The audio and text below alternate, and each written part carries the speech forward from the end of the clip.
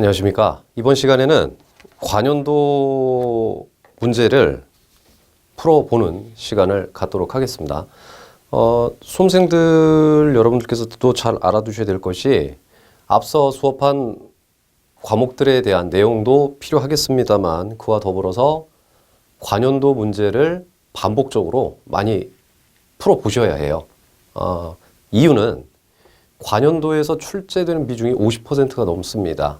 반 이상 출제되기 때문에 관연도 문제만 반복적으로 풀어보셔도 꽤 많은 고득점을 올리실 수가 있어요. 해서 일단 어떤 식으로 문제가 출제가 되며 그 다음 반복적인 문제도 아마 출제가 많이 될 겁니다. 해서 일단은 2018년도 문제를 한번 한 3개치 3회 정도를 풀어보는 시간을 가질 거고요. 풀어보시면서 여러분들께서 맥을 잡아주셔야 될 것 중에 하나가 동일한 문제, 그 다음에 비슷한 유형의 문제가 꽤 많이 출제되고 있다라는 것에 여러분들이 초점을 좀 두셔야 되지 않을까 싶습니다. 우선적으로 지금 화면에 보다시피 2018년도 1회 시험부터 한번 보도록 하겠습니다. 60문제고요. 1번부터 20번까지는 구조 문제, 21번부터 40번까지가 재료 문제, 계속 그 앞전 수업에서도 말씀을 드렸죠. 그 다음에 41번부터 60번까지가 계획, 제도 일반, 법규, 설비 순으로 나오게 됩니다. 해서 1번부터 40번까지 문제가 굉장히 중요하다라는 건 다시 한번 거듭 강조를 드립니다. 자, 일단 1번 문제를 보겠습니다. 스틸하우스에 대한 설명으로 잘못된 것 그랬어요. 내부 변경이 용이하고 공간 활용이 효율적이다. 공사 기간이 짧고 자재 낭비가 적다. 얇기 때문에 결로 현상 발생하지 않는다. 얇은 천장을 통해 방 사이에 참에 문제가 된다라고 됐거든요. 스틸하우스는 기존의 그 목조, 조적조, 콘크리트 골재의 대체재로 경량 철강재를 이제 사용을 합니다. 내진성도 있어요. 특징이 그렇습니다. 내진성도 가지고 있어요. 철재라서 내진성도 있고 아연 도금 강판을 썼기 때문에 그 부식에도 굉장히 강합니다. 다 좋은데 이제 철재가 또 하나 이제 접지 역할을 하기 때문에 이제 번개 등의 영향을 덜 받아요. 하지만 철재예요, 철재. 철재이기 때문에 열 전도율이 꽤 높습니다. 예, 열 전도율이 꽤 높고 그 다음에 이제 단열을 그러니까 해야겠죠. 특히 이제 외단열을 해야 되고 외단열을 하지 않았을 때는 열교 현상에 의해서 하자죠. 하자가 발생해서 결로 현상이 발생할 확률이 꽤 높습니다. 그래서 잘못된 답은 3번이라고 봐야 됩니다. 자, 그 다음 2번 문제.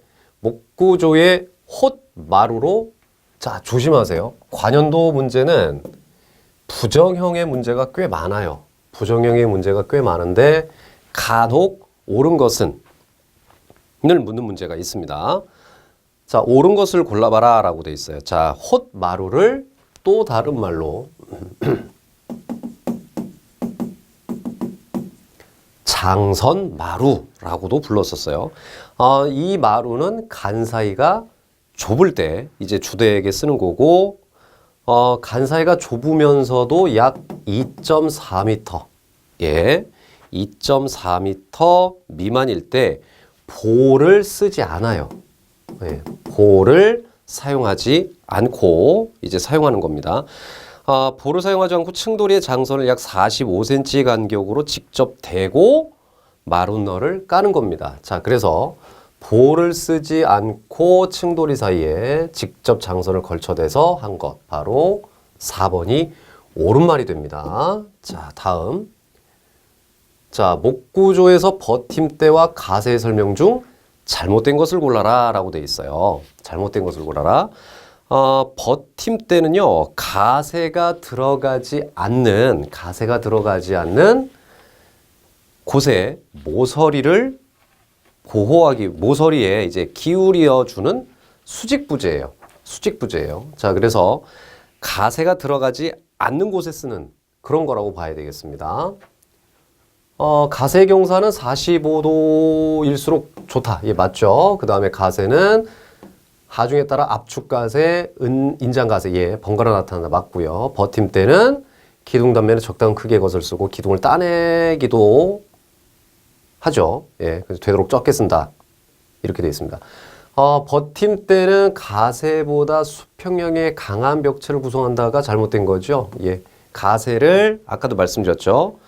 들어가지 않는 곳에 모서리에 곳에 이제 사용이 된다라고 보시면 되겠습니다. 자, 4번 문제를 보도록 하죠. 돔의 하부에 부재들이 벌어지는 것을 막기 위해 쓰는 것. 자, 돔이 이렇게 존재했을 때 아래쪽이 벌어지지 않게 하기 위해서 쓰는 것은 인장링이라고 그랬고, 상부 쪽이 좁아지는 것을 위해 막기 위해서 쓰는 것을 압축링이라고 말씀을 드렸잖아요. 그래서 지금 돔 아래쪽이 벌어지는 것을 막아준다. 예, 이렇게 되는 것은 인장링이다 라고 봐야 되겠죠. 자, 그 다음 5번 문제를 보죠. 철근의 정착 길이와 가장 관계가 없는 것은, 예, 정착이라는 것은 철근이 힘을 받을 때 뽑히거나 미끄러지는 등의 변형이 생기지 않도록 최소의 응력이 발생할 수 있도록 무서워지는 이제 깊이, 이런 것을 이제 정착이라고 하는데, 그런 것에 관계가 있는 것은 철근의 종류, 이형 철근, 원형 철근 이런 거죠. 그 다음에 콘크리트 강도와 철근에서 끝에 이제 꺾어주는 부분이죠. 갈고리의 유무죠. 정답은 그래서 여기서 가장 관계가 먼 것은 물시멘트비입니다. 물론 물과 시멘트의 비율도 강도에 영향을 끼칠 수 있겠습니다만은 정착 길이로 봤을 때는 가장 좀 관계가 멀다라고 봐야 됩니다. 자, 그 다음 6번 문제를 보죠. 케이블을 이용한 구조로 연결된 것은 뭐냐라고 되어 있어요. 자, 케이블 구조는 인장력이 강한 케이블을 걸고 지붕을 매다는 거거든요. 자, 그래서 현수 구조와 사장 구조가 케이블을 이용한 구조다라고 보시면 되겠죠. 자, 7번 문제. 횡력을 받는 벽을 지지하기 위해 설치하는 것은 뭔가? 횡력을 받는다는 것은 옆으로 오는 힘들을 얘기해요. 그것을 위해 설치하는 것은 부축벽이라고 합니다. 부축벽. 부축벽. 또 다른 말로 이제 버트레스라고 얘기를 해요. 버트레스라고 얘기를 하는데, 벽체가 이렇게 존재하고 있다라고 봤을 때 이 벽이 횡력에 의해서 넘어질 것 같다라고 하면 그 옆쪽에 이렇게 삼각형의 모양으로 대주는 거예요. 그래서 이 부분이 넘어가지 않도록 해주는 것을 버트레스 혹은 부축벽 이렇게 얘기를 합니다. 그래서 답은 1번이 되겠고, 자, 아래 그림은 뭡니까? 라고 출제가 됐죠. 3차원 모양보다는 이제 평면의 형태로 나옵니다. 이렇게 생긴 것은 그 모임 지붕. 자, 모임 지붕이 이렇게 생긴 부분이거든요. 자, 이 모임 지붕에다가 맞배 지붕, 서로 마주보고 있는 지붕을 여기서 한 번 더 꺾어준, 그래서 이 부분이 사라지게 되는 부분이에요. 자, 이러한 지붕을 뭐라 하느냐라는 겁니다. 이러한 지붕을 합각 지붕 또는 좀 어려운 말로는 팔짝 지붕이라고도 해요. 근데 기능사에서는 팔짝 지붕보다는 합각 지붕이다 라는 말로 주되게 나옵니다. 자, 그 다음 9번 문제를 보죠. 흙막이 공사에서 흙막이 뒷부분에 흙이 미끄러져서 안으로 밀려 들어온다. 이걸 뭐라고 하느냐라는 거예요. 이것은 연약 집안에서 주로 나오게 되는 현상인데요. 굴착, 파냈을 때 흙막이 벽 안쪽과 바깥쪽에 흙의 중량 차이, 즉 흙과 적재하 중에 그 차이로 인해서 저면 흙이 지지력을 상실하고 붕괴돼서 흙막이 바깥에 있는 흙이 안으로 밀려 들어와서 이제 부풀어 올라오는 현상을 얘기해요. 자, 그거 자체를 뭐라고 하냐면 히빙이라고 합니다. 히빙. 예, 잘 기억을 해두시고요. 자, 그 다음 건물의 밑바닥 전부를 두껍게 기초를 만들었다. 하중에 비해서 지지하는 힘이 작을 때 쓰는 것을 뭐라 하느냐? 바로 온통기초입니다. 땅을 파고요. 땅 전체를 지하실로 쓰는 거죠. 그걸 온통기초라고 하고 대표적인 게 지하실이었었죠. 지하실. 자, 그 다음 11번 문제를 보죠. 목조벽체에서 기둥 맨 위 처마 부분에 수평으로 거는 가로재. 그래서 기둥머리를 고정하는 것 그랬어요. 자, 다시 한번 이걸 보죠. 자, 예를 들어 이렇게 지붕이 있다. 이걸 석가래라고 부르거든요.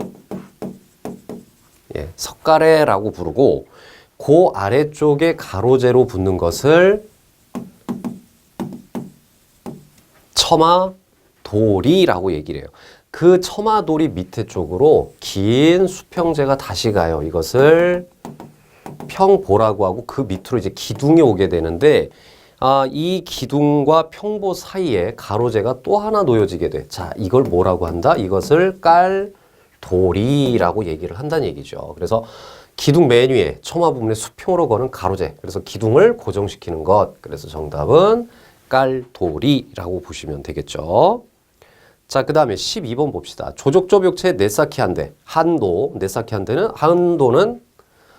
2.0이었죠. 한 켜가 내보내질 땐 8분의 1, 두 개가 내보내질 때는 4분의 1만큼을 내보내고 내미는 최대 한도는 2.0b다라는 겁니다. 자, 13번 실내부 벽 하부에서 1에서 1.5b, 그러니까 우리 1.5m, 그러니까 우리의 허리춤 정도 높이까지를 이제 장식과 아래 부분을 보호하는 역할로 사용하는 것. 이걸 뭐라고 하냐면 징두리 벽 또는 징두리 판벽이라고도 합니다. 판벽을 설치하지 않고 페인트를 그냥 칠하는 경우도 있기는 합니다. 자, 그 다음 14번이요. 보강블록조에서 내력벽 최소 병량은 얼마냐? 최소 병량 얼마였죠? 예, 1제곱미터당 15cm였었어요. 이것에 그 병량의 공식도 여러분들이 좀 기억을 하셔야겠죠.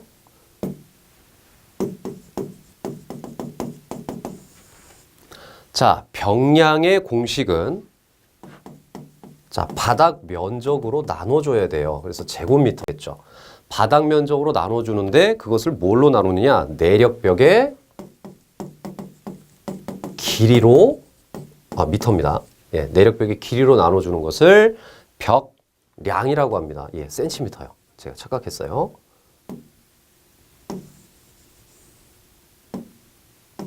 자, 내력벽 길이로 나눠준다. 이것을 벽양이라고 했죠. 그래서 계산 문제로 나올 수도 있다라고 했고요. 지금과 같이 그냥 15cm를 답으로 요구하는 경우도 있어요. 자, 그 다음 이방향 슬라브가 되기 위한 조건으로 옳은 것 그랬죠. 이게 헷갈리실 수 있다고 그랬잖아요. 일방향 슬래브는 2를 초과하는 거.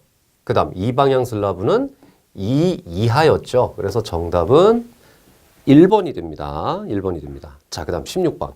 목구조에 사용되는 금속의 긴결철물 중 두 개의 부재를 끼웠다. 여기서 힌트를 얻으셔야 되고 전단력에 견디도록, 즉 전단력 보강을 위해서 사용되는 것, 그것은 바로 듀벨입니다. 참고로 인장력을 보강하기 위해서 되는 것은 뭐냐라고 출제가 되면은 정답은 볼트, 이렇게 보시면 됩니다. 자, 17번. 휨모멘트나 전단력을 견디게 하기 위해 사용되는 것으로 단부의 단면을 중앙부보다 크게 한 것. 일전에도 얘기했었지만 실제 기둥과 슬랩이 이런 모양이 되어야 되겠지만 이 끝부분을 살짝 꺾어서 더 두껍게 만든 거였죠. 이제 이 부분을 헌치다라고 얘기를 했죠. 자, 그 다음 18번. 거푸집에 대한 설명으로 잘못된 것 그랬습니다. 강제 거푸집은 콘크리트의 오염성이 없지만 목재 거푸집은 오염의 가능성이 높다라고 했어요. 1번이 잘못됐네요. 강제 거푸집은 녹이 나긴 납니다. 녹이 나긴 나고 녹점이 남을 수는 있고 보온성이 부족해서 사용하기에는 춥거나 더울 때는 사용하기 좀 곤란하지만 콘크리트의 오염성이 없다라고 했죠. 녹이 나기 때문에 이제 오염성이 높다. 이렇게 보셔야 되겠죠. 이렇게 보셔야겠죠. 자, 그 다음 19번. 철골 구조 형식 중 삼각형 뼈대를 하나의 기본형으로 해서 축방향, 압축력과 인장력만 생기도록 한 구조. 바로 트러스 구조라고 보시면 되겠죠. 자, 그 다음 철골 부재 용접과 거리가 먼 용어는 윙플레이트, 엔드밀, 스캘럽, 뒷댐제 그랬어요. 자, 여기서 철골 부재의 용접에 대한 단어와 거리가 먼 것은 바로 윙플레이트였었죠. 윙플레이트. 그쵸? 이렇게 출제될 수도 있었고 용접 결함에 해당되지 않는 것 이렇게 출제되면 엔드 탭입니다. 엔드 탭. 예. 엔드 탭은 이제 덧대주는 거였었잖아요. 그렇죠? 그렇게 출제될 수도 있습니다. 자, 그다음 이제부터 재료 문제입니다. 10cm, 10cm 목재를 400kN으로 잡아당겨서 끊어줬다. 이 목재의 최대 강도는 얼마냐? 라고 출제가 됐어요. 자, 일단 이것을 풀기 위해서는 이제 정답이 파스칼을 요구하기 때문에 자, 파스칼을 구하기 위해서 어떻게 하는가라는 거죠. 예. 제곱미터분의 뉴턴 이렇게 풀어야 돼요. 자, 그러면 지금 문제에서 400kN이다 이렇게 얘기를 했죠. 400kN. 그러면 400kN을 뉴턴으로 바꿔야 돼요. 자, 키로가 아닌 뉴턴의 단위로 바꿔야 되니까 400이 원래대로 간다면 40만 뉴턴이 되잖아요. 그렇죠? 자, 40만 뉴턴을 제곱미터로 나눠라. 근데 지금 10cm, 10cm라고 그랬어요. 그러니까 제곱 센티미터잖아요. 이것을 이제 미터로 바꿔야 돼요. 그럼 10cm를 미터로 바꾸면 0.1m예요. 근데 이걸 제곱으로 바꿔야 되니까 0.1m 곱하기 0.1m 이렇게 돼야 돼요. 그러면 이렇게 계산을 하게 되면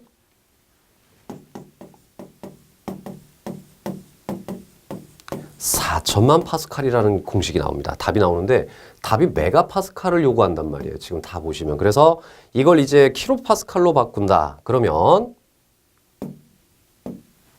이것을 킬로파스칼로 바꾼다. 그러면 네, 4만 킬로파스칼이 되고 이걸 다시 메가파스칼로 바꾸게 되면 40메가파스칼이 정답이 됩니다. 그래서 정답은 40메가파스칼 이렇게 보셔야 되겠어요. 자, 22번 봅시다. 다공질 벽돌로 잘못된 것. 자, 다공질은 점토에 톱밥 등을 썼다. 예, 맞고 비중이 1에서 1.5, 1.2에서 1.5 정도로 가볍다. 맞고 단열 방어성 좋지만 강도 약하죠. 톱질 못 받기가 가능했었습니다. 23번 포틀랜드 시멘트를 제조할 때 석고를 넣는 이유는 응결 시간을 조절하기 위해입니다. 약 1에서 3% 정도 아주 조금 넣어요. 가끔 응결 시간을 촉진하기 위해 이렇게 나오면 잘못된 거예요. 응결 시간을 조절하는 거다라고 보셔야 됩니다. 자, 그 다음 24번 미장 재료에 대한 것으로 옳은 것 그랬어요. 옳은 것. 자, 회반죽에 석고를 혼합하면은 그렇죠. 수축 균열이 증대되고 강도가 감소한다라고 돼 있어요. 옳은 걸 고르는 거예요. 이거 석고가 들어가면은 강도도 감소된다. 이것도 잘못됐고 수축 균열은 오히려 감소가 되죠. 자, 미장 재료는 단일 재료로 사용되는 보다는 주로 복합 재료로 사용된다. 예, 이게 정답이죠. 단일 재료로 굽는 것들을 이제 고결재라고 하는데 이거는 자기 스스로 굽다 보면 균열이라든가 수축이 많이 일어나요. 그래서 다른 재료들을 섞어서 쓰는 경우가 많습니다. 자, 결합재는 여물풀이 있다. 여기까지는 맞지만 이건 직접 고체와의 관계되지는 않아. 그거와 관계되는 건 결합재라고 그랬어요. 시멘트 몰타는 수경성이죠. 수경성. 기경성이 아니고 물과 섞여야만 굳어지는 수경성이에요. 여기서부터도 잘못됐습니다. 자, 25번 문제를 보죠. 자, 틀린 것을 골라라. 자, 내우성, 기후죠. 기후. 기후와 관련된 거 맞죠? 내식성, 부식. 그렇죠. 예. 썩어 나가는 이제 이런 것들을 얘기하죠. 예, 맞고. 내화학약품성은 화학약품에 얼마나 내성을 갖고 있는가. 즉 화학약품에 의해서 변형되는 내성을 견디는 것. 이게 잘못된 거죠. 균류, 충류에 견디는 것은 내충성이라고 봐야 되죠. 내마모는 예, 마모, 달아 없어지는 것에 내성을 갖고 있는 거. 예, 맞습니다. 자, 26번. 모래붙임 루핑을 사각형, 육각형으로 잘라서 경사지붕에 쓴다. 자, 아파트 관리사무소나 이런 데 보시면 녹색, 갈색 이런 것으로 사각 혹은 오각 이렇게 잘라서 붙이는데 맑은 날 보시면은 반짝거려요. 그래서 언뜻 보시면은 사포가 붙어 있는 듯한 느낌을 많이 받거든요. 예, 그러한 것을 아스팔트 싱글 기와 대신 쓰는 겁니다. 자, 다음 그림에서 슬럼프 값이란 뭐냐라고 했어요. 슬럼프란 가라앉는다는 뜻이었잖아요. 그래서 콘크리트가 묽은지 묽지 않은지 그런 것들을 판단하는 거였죠. 예, 정답은 1번이 되겠습니다. 자, 28번. 석회석이 변화돼서 결정된 석재, 즉 변성함을 골라라 라는 거였죠. 정답은 대리석인데 석회석의 주 원료가 탄산석회였어요. 그래서 대리석의 주 원료도 탄산석회였고 반드시 알아두실 건 실내 장식재료만 써요. 이유는 열과 산에 매우 약했기 때문에 그렇다라고 보시면 됩니다. 자, 29번. 방수용 아스팔트 품질 시험에 해당되지 않는 것. 일전에 제가 말씀드렸을 때 차라리 품질 시험에 해당되는 것보다는 해당되지 않는 것을 알아두시는 게 좋겠다라고 해서 3가지 써드렸어. 압축 강도, 마모도, 비중 이런 것들은 해당 사항에 없다라고 했었죠. 정답은 4번이고.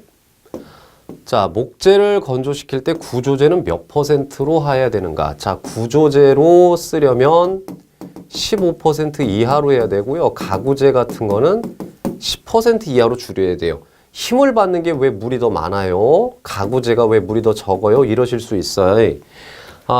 구조재로 쓸 때는 15%면 충분한데 왜 가구재가 더 물을 줄이느냐? 바로 겉을 마감을 해야 되잖아요. 페인트라든가 이런 걸 발라야 되는데 수분이 많다. 함수율이 많으면 그런 것들이 떨어져 나갑니다. 그래서 물이 더 적어야 돼요. 자, 31번. 건축 재료를 사용 목적에 따라 분류한 것이 아닌 것 그랬어요. 자, 사용 재료로 분류한 것은 구조 재료, 그다음 마감 재료, 차단 재료, 그다음 여기에 방화 내화 재료가 들어가 있어 차단 재료까지 포함되는 것이 사용 목적에 따른 분류가 됩니다. 자, 그래서 정답이 아닌 것은 4번이 되죠. 32번. 화력발전소에서 미분탄을 연소할 때 나오는 그러한 재.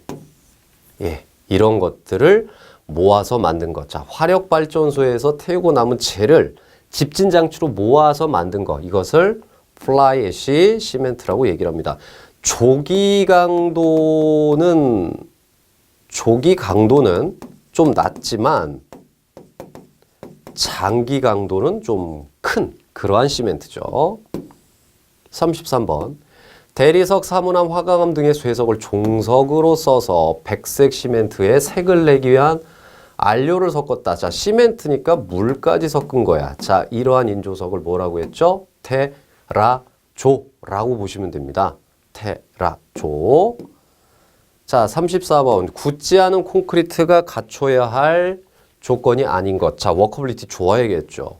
시공 전후에 재료가 분리가 되면 공사할 수가 없어요. 자, 그래서 구비해야 할 조건이 아닌 것은 2번. 부어 넣은 후에, 거푸집에 부어 넣은 후에 나쁜 현상이 일어나지 말아야 된다. 맞고 용이하게 작업할 수 있어야 된다. 예, 모두 다 맞는 말이죠. 자, 35번. 건물의 내외벽, 바닥, 천장의 흙손, 그 다음 스프레이건을 이용해서 일정한 두께로 발라 마무리하는 재료를 뭐라 하는가? 벽이나 바닥, 천장에 발라주는 건 미장 아니면 도장 이렇게 보셔야 되는데 미장과 도장을 이렇게 구분하세요. 두께가 어느 정도 있으면 미장, 인간의 육안으로는 두께를 확인할 수 없어. 그러면 도장 이렇게 보셔야 돼. 그래서 도장의 대표적인 게 페인트란 말이에요. 근데 여기는 일정 두께로 발라라고 했단 말이야. 그래서 정답은 2번 미장 재료가 되겠습니다. 자, 그 다음 36번. 포틀랜드 시멘트의 철 용광로에서 나왔다. 자, 여기서 답을 바로 얻을 수 있어. 용광로에서 철재를 태우게 되면은 찌꺼기가 나와요. 그 찌꺼기를 슬래그라고 얘기해. 그 다음에 용광로를 또 하나 뭐라고 얘기하냐면 또 다른 말로 고로라고 얘기를 해요. 그래서 이 시멘트를 고로 슬래그 시멘트 이렇게도 얘기를 해요. 그래서 정답은 고로 시멘트입니다. 비중은 약 2.85로 좀 작습니다. 일반 시멘트가요. 3.05에서 3.15라서 조금 비중이 작습니다. 바닷물의 저항성이 매우 커서 해수 또는 폐수 이런 것들에 공사를 할 때 쓰는 것도 고로 시멘트이기도 합니다. 자, 그 다음 37번. 돌로마이트로 틀린 것 그랬거든요. 자, 돌로마이트 플라스터는 수축균열 발생하기 쉽습니다. 그래서 뭐를 집어넣어 주냐면 이거 중요합니다. 여물, 균열 방지를 위해서 이걸 집어넣기도 하는데 이 녀석은 점도 끈끈한 게 굉장히 높아. 그래서 해초풀이 필요가 없어요. 해초풀을 안 넣기 때문에 냄새도 없고 변색도 안 나고 곰팡이도 생기지 않습니다. 잘 기억을 해두시고 자 38번 자 품질시험 재료별 품질시험에 적합하지 않은 것 그랬거든요. 이거는 그 건설공사 품질 기준으로 보셔야 되는데 굉장히 좀 어렵습니다. 자 일단 틀린 답은 1번인데요. 휨, 인장, 타일은 이런 걸 하지 않고요. 대부분 뭐 겉모양이나 치수, 뒤틀림, 흡수율, 겉모양 뭐 이런 것들로 주로 시험을 합니다. 그 다음에 균열, 마모, 그 다음에 박리, 떨어져 나가는 거 있죠. 이런 것들을 시험을 하지 휨력, 인장력은 시험을 하지 않습니다. 자, 그 다음 39번 보시죠. 목재의 역학적 성질로 잘못된 것은 그랬어요. 섬유포화점 이하에서는 강도가 일정하지만 섬유포화점 이상에서는 강도가 증가한다. 거꾸로 얘기했죠? 거꾸로 얘기했죠? 자, 목재는 60에서 많게는 80%의 함수율을 가지고 있다라고 그랬어요. 그래서 30% 이하, 즉 그걸 섬유포화점이라고 하는데 이때부터 강도가 서서히 올라가요. 그럼 여기 사이에서 말렸다면 이땐 강도 변화가 아예 없어요. 아까 1번이 잘못 얘기했지요?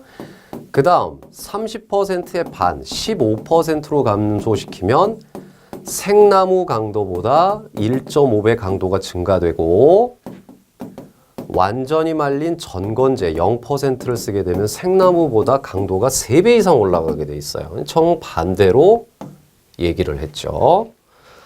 자, 그 다음 40번 문제를 보도록 합시다. 열 경화성 수지를 골라라. 일단 여기서도 답을 고를 수 있겠습니다만 어쨌든 유리 섬유로 보강됐다라고 돼 있어요. 자, 일단 열 경화성이라고 했기 때문에 열 가소성을 뺍시다. 열 가소성을 뺍시다. 열 가소성은 아크릴, 비닐, 폴리 이런 말이 들어가면 된다고 그랬어요. 그래서 이거는 일단 열 가소성이라 빼야 되고 폴리란 말이 들어간 것 중에 유일하게 폴리에스테르 수지만 열 경화성이라고 했잖아요. 예, 그래서 폴리에스테르 수지가 열 경화성 수지에 이제 들어간다라고 보시고 이것을 이제 또 뭐라고 하냐면 유리 섬유 강화 플라스틱이다 이렇게도 얘기를 합니다. 자, 41번 먼셀 표색계에서 표시된 것 중에 빨간색을 뭐라 하느냐라고요. 5번째라서 5R을 쓰는데 그 중에 이 앞에 있는 것을 뭐라고 하냐면 색상, 그 다음 가운데 있는 숫자가 명도, 맨 뒤에 있는 숫자가 채도 이렇게 부르거든요. 자, 그런데 채도가 가장 높은 것이 14번이에요. 그래서 14번이 이제 채도가 되고 명도는 네 번째가 가장 밝은. 그래서 5R4 14 요것이 빨간색을 나타내는 겁니다. 자, 그 다음 건폐율을 구하는 공식으로 맞는 것 그랬어요. 자, 건폐율은 대지 면적에 대한 건축 면적의 비율을 얘기합니다. 그럼 답은 뭐겠어요? 대지 면적분의 건축 면적 바로 4번이 되겠죠. 사용 목적은 대지 내 최소한의 공지를 확보해서 건축물과 건축물 사이에 과밀, 너무 가깝게 따닥따닥 붙으면 안 되니까 그런 과밀을 방지하기 위해서 쓰기도 합니다. 그게 건폐율이고요. 43번 주택에서 식당 배치 중 거실, 리빙이죠. 리빙. 앞글자만 쓸게요. 거실, 식사실, 다이닝룸, 부엌, 키친이죠. 이걸 다 한 공간에 두어서 원룸이나 작은 규모에 쓴다. 그래서 원래는 LDK, 리빙 다이닝 키친이라고 하는데 이걸 한글로 바꾸면 리빙 키친이다. 이렇게 얘기를 합니다. 규모가 작을수록 써야 되죠. 자, 그 다음 주택 출입구에서 현관과 실내면, 그러니까 현관문을 열고 들어왔을 때 신발을 벗고 올라가는 높이 적게는 10에서 많게는 20cm 사이 이렇게도 출제될 수 있다라고 했고요. 평균 15cm로 나올 수도 있다라고 했어요. 45번 형태조와 근본이 되는 황금비. 자, 황금비는 원래는 그 그리스 수학자 피타고라스가 발견을 한 거예요. 뭐 하나 예를 들어볼까요? 황금비가 정오각형이 있을 적에 정오각형의 끝점을 모두 이으면 별이 되겠죠? 이 상태에서 여기 한 마디의 길이와 이 길이가 1대 1.618인데 이 안에 오각형이 또 생겨 있잖아요. 아유, 그림이 좀 삐뚤어지긴 해서 죄송합니다만 이 안에 또 별을 그리면 또 한 마디와 나머지 두 개의 비율이 같다. 이런 식으로 계속 파고 들어가는 거예요. 이걸 이제 황금비라고 얘기를 하는데 아까도 말씀드렸지만 그리스 수학자 피타고라스가 발견했고 그 후에 기원전 300년경에 수학자 유클리드가 되게 구체화시킨 이제 그러한 것을 얘기합니다. 그 비율이 아까 말씀드린 대로 1대 1.618인데 뭐 여러 군데 뭐 이집트 피라미드, 그리스 파르테논 신전, 비너스상 뭐 이런 것들이 다 황금비다. 그 다음에 앵무조개의 나선 모양이 황금비다라는 얘기를 되게 많이 들어보셨을 거예요. 그러니까 예를 들어 이런 거죠. 1대 1.618의 직사각형을 반 나누면 또 1대 1.618이 되고 나누면 1대 1.618 이런 식으로 계속 나뉘면 끝도 없이 간다. 그래서 이걸 쭉 이으면 앵무조개다라는 말이 나오는데 이걸 실제 3D 프린트로 이 비율대로 맞춰서 뽑은 거하고 실제 앵무조개의 껍데기하고 비교해 보면 비슷하긴 해요. 하지만 정확하진 않습니다. 그리고 또 하나 파르테논 신전의 그 가로폭이 30.88m거든요. 그 다음 높이가 13.73이에요. 그래서 실제 나눠보면 이게 근사치로 2.249가 나옵니다. 전혀 안 맞죠. 이게 지금 13.73이 지붕이 다 허물어져서 그런데 만약에 지붕이 있다라고 가정해서 30.88에 지붕이 있다라고 가정하면 19.73 정도가 나온대요. 미터로. 그래서 이걸 따지면 약 1.565 정도가 나와서 황금비하고 비슷해 보이긴 하지만 전혀 맞지는 않습니다. 혹시라도 황금비가 앵무조개, 그 다음에 파르테논 신전, 뭐 비너스상이 다 황금비다라고 했다면 그건 완전히 잘못된 정보이니까 그걸 정정해서 여러분들도 알고 계셔야 됩니다. 46번 제도용지 규격의 가로 세로 비율 1.4배 정도 되죠. 1대 루트 2 정도 됩니다. 자, 건축법상 공동주택이 아닌 것 항상 둘 중에 하나가 답이라고 그랬잖아요. 자, 이거 어떻게 외울까? 단독주택은 다가구 이렇게 외우세요. 제일 편해요. 단가. 그러면 단독주택이구나 얘는. 그럼 나머지는 다 공동주택이겠구나. 아닌 거 골라라 그랬으니 3번이 되겠죠. 자, 그 다음 48번. 아파트 형식 중 집중형으로 옳지 않은 것. 집중형은 제일 좋았던 거 대지활용. 좁게 지을 수 있기 때문에 대지활용도는 제일 좋았지만 나머지는 다 좋지가 않아요. 나머지는 다 좋지가 않아요. 대지 이용률 높다. 이거 하나가 장점이고 다 안 좋아. 안 좋아. 독립성 안 좋아. 다 안 좋아. 중앙에다가 엘리베이터 두고 만들었어. 그러다 보니까 조망권도 조금씩 다르고 그런 것이 있죠. 49번. 증기난방으로 틀린 것을 고르시오. 자, 증기난방, 온수난방을 잘 구분을 하셔야 되는데 빨리 더워지고 난방을 끄게 됐을 때 빨리 꺼지는 것이 증기난방이에요. 그래서 예열 시간이 온수난방보다 짧죠. 그 다음 방열 면적도 작게 할 수가 있어요. 연료율이 되게 크기 때문에. 난방 부하에 따른 열량 조절은 어렵습니다. 끄면 바로 식어버리니까. 잡열을 이용하기 때문에 열의 운반 능력이 크다. 자, 잡열을 뭐라고 그랬었어요, 제가? 자, 잡열은 자, 상태 변화, 온도 변화로 따져봤을 때 온도 변화는 없지만 상태 변화가 생기는 거라고 그랬잖아요. 100도씨의 물, 엄청나게 뜨거운데 이거를 100도씨의 뭐로 바꾼다? 증기로 바꾸는 것이기 때문에 열의 운반 능력이 굉장히 커요. 이것이 잡열. 온수는 반대였죠. 온수는 상태 변화가 없고 온도 변화만 생기는 거. 0도씨의 물이 100도씨의 물로 바뀌기 때문에 오래 걸려요. 근데 반대, 식을 때도 오래 걸리기 때문에 일정 시간 난방을 꺼도 효과가 좀 유지되죠. 이게 온수난방이고 이 열이 현열이었어요. 현열. 그래서 온수난방, 증기난방은 아주 반대. 예, 그렇게 여러분들이 암기하시면 됩니다. 자, 그 다음 50번. 배수관의 악취, 유독가스, 벌레 등이 올라오는 것을 막아주게 하는 것은 트랩이었죠. 트랩. 여기서 봉수 기억나시나요? 그 물이 이제 어느 정도 가둬져 있어야 냄새 이런 것들이 안 올라온다고 그랬는데 봉수는 약 5에서 10cm 정도다라고 말씀을 드렸죠. 자, 51번. 도면에다 사람을 왜 넣어요? 그것과 관계없는 것.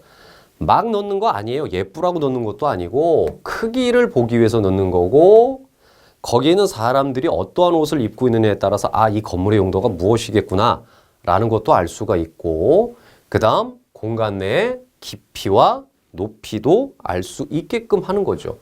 텍스처하고는 관계가 없죠. 그래서 정답은 3번이 됩니다.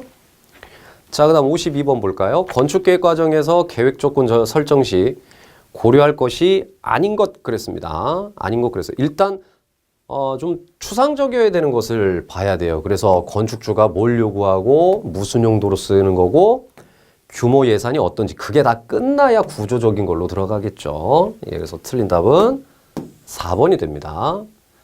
53번 잔향 이론으로 잘못된 것 그랬어요. 잔향이란 음이 멈춰졌을 때 그 음이 없어지지 않고 계속적으로 이제 남아있는 상태를 얘기해요. 실내 음을 중지시킨 다음 실내 음의 에너지가 100만 분의 1 걸리는 시간을 잔향 시간이라고도 얘기를 해요. 그 다음 실 부피하고 같아. 실이 커지면 커질수록 잔향은 많이 남게 되고요. 흡음재를 많이 쓴, 저희가 지금 있는 이 방송실이 흡음재를 굉장히 썼거든요. 이러면 음이 벽에 부딪힌 다음에 이 벽 자체에서 음을 다 흡수해버려요. 그래서 잔향이 거의 없습니다. 그래서 흡음재를 많이 쓰면 많이 쓸수록 잔향은 없어지게 되겠죠. 반비례 관계가 되는 거예요. 그러면은 잘못된 것은 몇 번이 될까요? 예. 잔향 시간은 소리가 끝난 후 실내 음의 에너지가 100만 분의 1이었지? 그렇죠? 100만 분의 1. 자, 그래서 틀린 답은 3번이 되겠죠. 자, 54번. 실감 온도를 구성하는 요소와 관계가 없는 것 그랬어요. 자, 체감 온도라고도 하는데 우리가 체감 온도는 다 아시는 말이죠. 온도가 높은데 오늘따라 춥다. 온도는 낮은데 오늘따라 춥지 않다. 이런 걸 체감 온도라고 해. 이건 출제가 그래서 잘 안 돼요. 같은 말이지만 워낙 쉬우니까. 자, 온도가 높다, 낮다로 춥다, 덥다를 알 수가 있고 습도요. 여름에 우리가 더 덥다라고 느끼는 이유가 기온이 높아서도 있지만 습도가 높아서 그래요. 그래서 여러분들이 여름에 샤워하고 나와도 금방 덥다고 느끼는 것이 공기 중에 습도가 되게 높죠. 그러니까 땀이 나와도 증발을 할 수 있는 여력이 별로 없어요. 그러니까 굉장히 덥다라고 느껴져요. 그래서 한여름이라도 온도는 높아도 습도가 낮으면 굉장히 쾌적하다는 느낌이 들어요. 땀이 나도 빨리 마르기 때문에 그래요. 그 다음에 기류, 바람이죠. 쉽게 얘기하면. 이런 것들은 다 실감 온도에 해당이 되지만 열복사는 거기에 해당되지가 않습니다. 자, 55번. 인터폰 설비에 따른 분류에서 접속 방식에 의한 분류가 아닌 것 그랬거든요. 모자식은 뭐냐면 그러니까 모기라는 건 그 가장 큰 어미 모자를 쓰는 거예요. 그 다음에 아들이죠. 그러니까 모기와 자기의 통화만 가능하고요. 이렇게 통화만 가능해요. 통화력이 많을 땐 쓸 수가 없습니다. 상호식은 모기와 모기. 예. 이렇게 호출 통화가 가능한 거고 복합식은 상호식하고요. 상호식하고 모자식을 혼용한 겁니다. 그래서 여기까지는 접속 방식이고 프레스토크는 작동 원리에 따른 분류예요. 작동 원리. 그래서 이것은 접속 방식하고는 관련이 없습니다. 간혹 좀 먼 얘기입니다만 기사 과목 설비에서도 좀 나오기도 해요. 자, 56번. 층수 산정의 원리로 잘못된 것. 층수를 얘기할 때 지하 안 넣어요. 그거 잘 알고 계시고. 건물에 따라 층수가 다를 땐 가장 많은 층수를 본다. 예를 들어 지면에 옆에서 봤을 때 건물 높이가 이렇게 생겼다. 그러면 평균을 따지는 게 아니라 가장 높은 부분을 건물 층수로 따지게 되고요. 우리가 바깥에서 봤을 때 층수 따지기 제일 좋은 건 창문 숫자를 세면 돼. 근데 만약에 창이 없고 벽이다 라고 하면 대략 4m마다를 하나의 층으로 보면 됩니다. 그럼 틀린 답은 남은 거 하나가 이제 4번이 될 텐데, 옥탑 아시죠? 건물 옥상에 있는, 옥탑은 그 수평 투영 면적의 합계가 해당 건축의 3분의 1이라고 했는데, 이야, 이것도 틀렸네. 8분의 1을 초과하면 건물 높이에 들어가요. 건물 높이에 들어가요. 그러면 8분의 1 이하가 되어야만 들어가지 않잖아요. 근데 여긴 지금 3분의 1 이하라고 했기 때문에 틀린 답이 4번이 됩니다. 자, 57번. 이거 뭐 별도의 설명보다는 그냥 알고 계시면 되겠어요. 세면기의 높이는 75cm 정도로 기억을 하시면 되는데, 75cm가 상당히 좀 낮은 생각이 드실 수도 있어요. 아이들 입장에서는 높겠지만 평균적으로 뭐 90cm를 하는 경우도 있긴 하죠. 근데 이제 높을수록 불리한 것이 지금 이 그림을 보면 이게 높으면 높을수록 손을 씻거나 세수를 하실 때 물이 팔꿈치를 따라서 흘러 내려갈 수가 있어요. 그래서 75cm를 평균적으로 하게 됩니다. 자, 그 다음 58번. 필회 설비를 설치하는 건물의 높이 기준. 필회는 일본말이라고 그랬잖아요. 어떻게 그 번개를 피합니까? 말이 안 되죠. 그래서 번개를 받아야죠. 건물이 직접 받아야 되기 때문에 수레 설비라고 하는 말이 타당하다고 봐요. 수레 설비. 근데 이 건물이 필회 그 수레 설비를 하기 위해서는 건물 높이가 5층이 넘어야 돼요. 5층이면은 아까 앞전에서도 풀어봤습니다만 4m 정도씩을 한 층으로 보잖아요. 그래서 20m라고 봅니다. 자, 그 다음 숑바르드 로브가 제안한 주거 면적 중 한계 기준은 얼마냐라고 되어 있어요. 1인당 8제곱이 안 걸리면 병에 걸릴 수 있다. 그래서 병리 기준이라고 하고, 그러면 어느 정도는 커져야 되겠다. 하지만 융통성 보장은 안 돼라고 하는 게 한계 기준이에요. 그게 14제곱입니다. 그 다음 이 정도는 돼야 돼 라고 사회학자인 숑바르드 로브가 얘기한 표준이 16제곱이에요. 16제곱이에요. 근데 지금 여기서는 한계 기준을 물어봤기 때문에 14제곱이에요. 하지만 이게 굉장히 예전에 조사한 자료지 않습니까? 그래서 작년이죠. 2018년 국토교통부에서 대한민국 1인당 주거 면적을 조사를 했어요. 거의 뭐 2년에 한 번씩 그렇게 조사를 하는데, 벌써 대한민국 2006년도에 1인당 주거 면적이 약 26.2제곱이었어요. 굉장히 넘어갔잖아요. 표준을 16이라고 했는데 26이었어요. 그러다가 2018년도에 무려 1인당 주거 면적이 31.7제곱으로 넘어갔으니 거의 2배 가까이 넘어갔다고 봐야죠.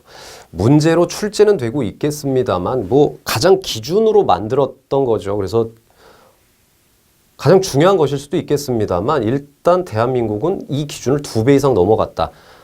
선진국은 거의 더 40제곱에 가까운 데도 있어요. 굉장히 커졌습니다. 참고로 알고 계시고. 60번 제도용지에 테두리선을 그릴 때 최선의 여백은 얼마냐? 단 철하지 않을 때라고 얘기했죠. 철하지 않을 때. 오타가 좀 많네요. 자, 철하지 않을 때. 철할 때는 다 A4부터 A3까지 다 25mm예요. 다 25mm예요. 근데 철할 때입니다, 이건. 철을 안 할 때는 A4, A3가 5mm, 나머지 A2부터 A0까지는 10mm에 해당이 돼요. 그래서 철하지 않은 A3는 5mm가 되겠죠. 그래서 정답은 1번이 되겠습니다.